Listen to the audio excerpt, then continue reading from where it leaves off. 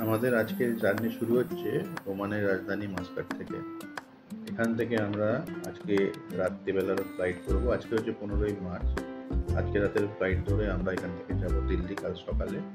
দিল্লি থেকে আবার সকালের ফ্লাইট ধরে আমরা যাব অমৃতসর। অমৃতসরে আমরা 2 নাইট স্টে করে অমৃতসর থেকে যাব আমরা কাটরা। কাটরাতে আমরা 2 নাইট স্টে করব। ওখানে আমরা বৈষ্ণোদেবী দর্শন করে ওখান থেকে আমরা যাব পেহেলগাঁও। পেহেলগাঁওতে আমরা 2 নাইট স্টে করে তারপরে যাব অমৃতসর। অমৃতসরে আমরা 5 নাইট স্টে করব। তারপর আমরা ওখান থেকে মাস্কাট রিটার্ন করব।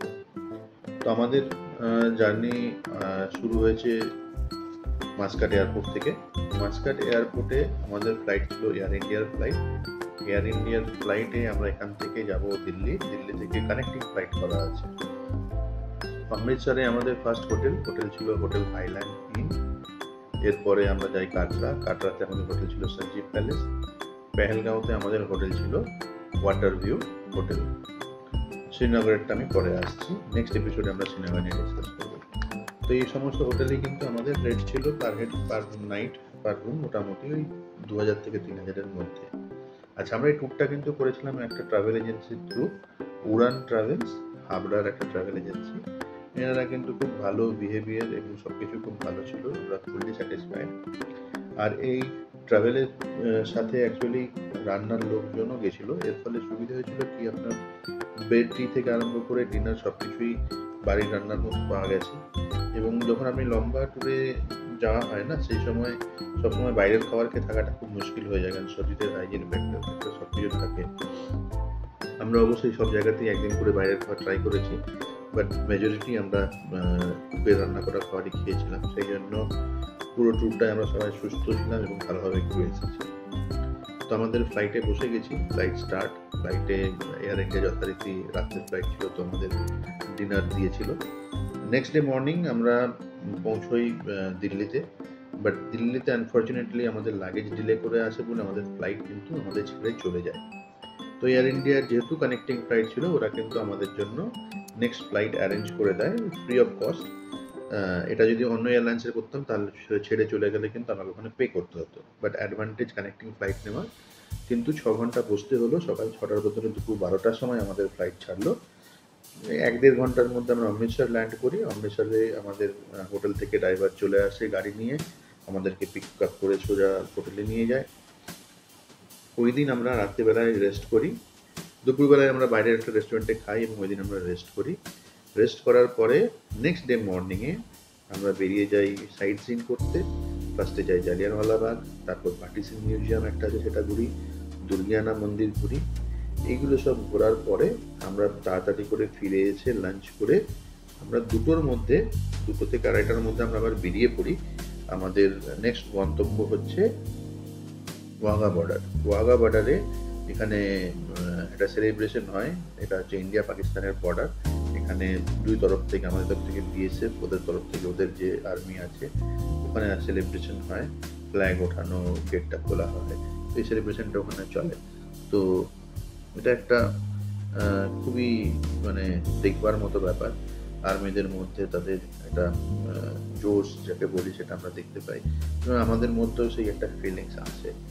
তো এখানে আসতে কিন্তু মোটামুটি 1.5 থেকে 2 ঘন্টা সময় লাগে। তো এটা আর 4টে 4:30-এর মধ্যে কিন্তু ভেতরের সিট পুরো ভর্তি হয়ে যায়। তো এটা কিন্তু মাথায় রাখতে হবে, সেই হিসাবে পৌঁছতে হবে। অনলাইনে টিকিট পাওয়া যায় বিএসএফ এর সাইট থেকে। সেটা কি হয়, লাইনটা একটু ছোট করে ঢোকার সময়, আদারওয়াইজ সিটের জন্য কোনো রিজার্ভেশন নেই। ফার্স্ট কাম ফার্স্ট সার্ভিসেসে ভেতরে সিট পাওয়া যায়।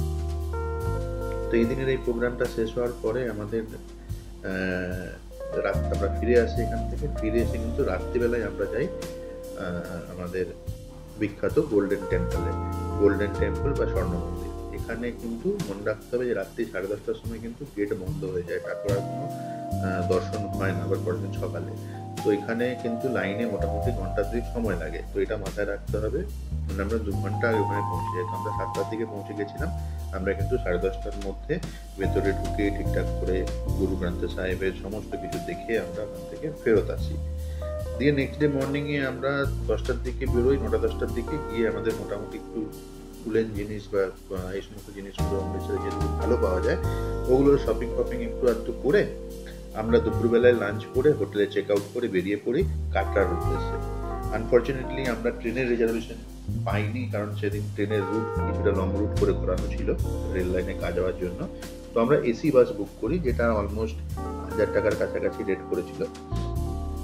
সেই বাসটা কিন্তু স্লিপিং বাস ছিল, 2x2, মানে নিচে দুজন উপরে দুজন, দুই বাসে টোটাল চারজন নিচে 4 জন উপরে, মাঝখানে যাওয়ার স্পেসটা। ওই বাসে করে আমরা বেরিয়ে পড়ি, মোটামুটি 2-2:30টার দিকে বাস ছাড়ে।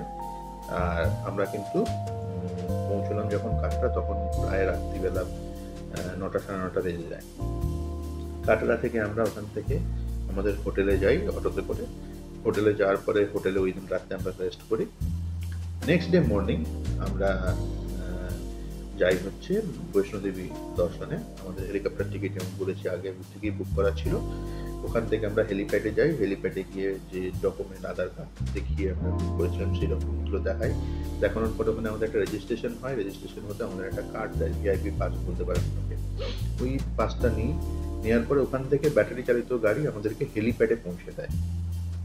হেলিপ্যাড থেকে আমাদের টাইম অনুযায়ী, প্রত্যেকের শিডিউল টাইম দিয়ে দেয় ওরা, সেই টাইম অনুযায়ী ওখান থেকে আমরা হেলিকপ্টার ধরি।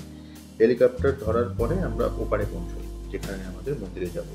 ওখানে পৌঁছানোর পরে ওই জায়গা থেকে এই গেট খুলে গেল। এখানে দুই তরফে হ্যান্ডশেক করা হয়। তো এটা বেসিক্যালি সেরিমনি বলা যায়, অ্যাকচুয়ালি আমাদের হাতের টানও বলা যেতে পারে এটাকে। এটা যতই দেখানো হোক যে একটা এমন কিছু, বাট এখানে হ্যান্ডশেক করা হয় যখন, তখন আমরা একে অপরকে সেই সৌজন্য বিনিময় করি একরকম। তো এখানে এই হ্যাঁ, যেখানে ছিলাম সেটা হচ্ছে যে এখানে থেকে আমরা বেরিয়ে পড়ি। এরপরে আমরা হেলিকপ্টারের উপরে নামার পরে ওইখান থেকে আমরা ডুলি করি। ডুলি হচ্ছে পালকি একরকম, যেখানে মাঝখানে একজন বসে, সামনে দুজন আর পেছনে দুজন ওটাকে ক্যারি করে। তো এটা প্রায় 1550 টাকা করে নেয়। এটা গভর্নমেন্ট রেট, কিন্তু ওখানে টিকিট বানিয়ে এটা করা হয়। তো এটা আপনার মোটামুটি 2 কিলোমিটার মতো প্রায় রাস্তা আছে। যারা হেলদি তারা হাঁটতে পারে, বাট আমার প্যারেন্টস আমার সাথে ছিল, বাবা মা ছিল, তো তাদের জন্য আমি ওটা করে নিয়েছিলাম। তো ওরা ওই 2-2.5 কিলোমিটার অবধি পৌঁছয়, এবং ওখানে পৌঁছানোর পরে ওখান থেকে আবার কিন্তু মোটামুটি 1 কিলোমিটার মতো হাঁটা আছে আধঘন্টা রাস্তা। তো সেটা ভিআইপি পাস থাকার জন্য লাইনে দাঁড়াতে হয় না, বাট ডিস্টেন্সে তো কভার করতেই হয়। বয়স্ক লোকের জন্য একটু অসুবিধা, বাট স্টিল ইটস ম্যানেজেবল। তো আমরা ওখানে গিয়ে বৈষ্ণোদেবীতে ভগবানের দর্শন করার পর ওখান থেকে আবার সেম একইভাবে ডুলি করে আবার ফিরে আসি। আচ্ছা, এক সাইড হচ্ছে 1550, ফেরার সময় আবার যেতে হবে। ফিরে আসার পরে ওরা একটু বকশিস চায়, এবং ওরা যেভাবে কষ্ট করে নিয়ে যায়, যে যার সাধ্য মতো বকশিস আমরা দিয়েছিলাম। তো পৌঁছানোর পরে আবার হেলিকপ্টারে করে ব্যাক করি। ওদিন রাতে ফিরে আমরা হোটেলে পৌঁছাই। হোটেলে পৌঁছানোর পর সেদিন রাত্রিবেলাতে একটু এদিক ওদিক বেরিয়ে সোভেনিয়ার আমরা কিনি। আর ওখানে ড্রাই ফ্রুটস খুব ভালো পাওয়া যায়, কিছু ড্রাই ফ্রুটসও নিয়ে আমরা ওখান থেকে ব্যাক করি। আচ্ছা, হোটেলের প্রাইসটা হয়তো বলা হয়নি, ওটা মোটামুটি যাতায়াতে 4200 টাকার মতো নেয়। হেলিকপ্টারের প্রাইসটা 4200 টাকার মতো নেয় পার হেলিকপ্টার। তো দুটো কোম্পানি থাকে, গ্লোবাল ভিক্টর হেলিকপ্টার আর একটা হিমালয়ান হেলিপ্যাড সার্ভিস থাকে, হেলি সার্ভিস থাকে। তো এনিওয়ে যেটাই নেবেন সেটাই ভালো, কোনোটাই খারাপ না। তো এই ট্যুরটা ওখানে করার পরে নেক্সট ডে মর্নিংয়ে ভোর 4টের দিকে কিন্তু আমরা বেরিয়ে পড়ি কাটরা থেকে পেহেলগামের উদ্দেশ্যে।